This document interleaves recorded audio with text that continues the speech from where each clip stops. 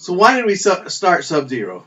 Well, me and Naomi were working we had a small burrito shop and we had extra space. And so we had it walled off. We're going to release it. We realized that we'd picked a bad location, so it was going to be tough to release the space.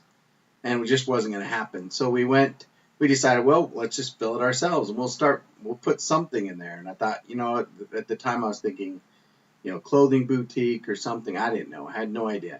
So I started asking customers what they wanted and what they thought would be good. And so everybody said ice cream. And I said, I don't know anything about ice cream. So I went and started having, and I was working another job. And so I was going back and forth between my other job, which was a software job about a mile away, and working the lunch shift and then the dinner shift and then back and forth, back and forth. And so I had one of my employees go do some research, and I said, go talk to the ice cream manufacturers and see what they say. They all said, don't do ice cream if you're already in a struggling location. And they said, unless it's different enough that people will go out of their way to your brand. They said, because in when it really comes down to it, they're going to eat ice cream where, location, and they're going to go to the brand. And so whether it's Baskin Robbins, Cold Stone, doesn't really matter. The brand will matter. And so I said, all right, don't know anything about ice cream. And so we got to reinvent the wheel. So I was looking at all kinds of things like square scoops, I didn't know.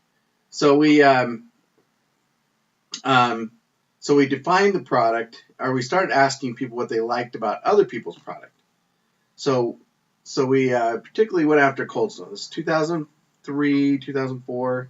And so we said, what do you like about Cold Stone? And people would say, well, it's either really good ice cream or it's entertaining. And I was like, that doesn't make any sense. I don't know what that means. So I had to drill down. I said, okay, if it's really good ice cream, what makes it really good ice cream? And they said, well, they customize it. And I thought, all right. And so then I asked the other people what made it entertaining. And everybody said, well, they customize it. And so they mush a brand and get to watch them make it. I'm going, okay, so it's customization. So the only thing I could come up with as a definition of the product was don't freeze it till you order it. So the only way to make it more custom is don't freeze it till you order it. So then I was like, I don't know what that means. So at least I had a definition. Then we had to figure out, what is that? How are we going to do that?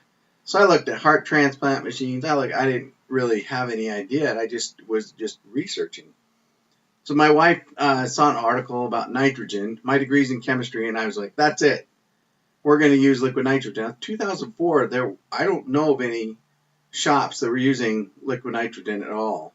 So I couldn't find any. I said, well, nobody's doing it, so let's give it a shot. And so at that point in time, since nobody had done it, there was nobody to rely on to find out whether the pricing was going to be too high, whether the nitrogen was more expensive than electricity, what the equipment was going to look like, any of that. And so we really started from scratch. And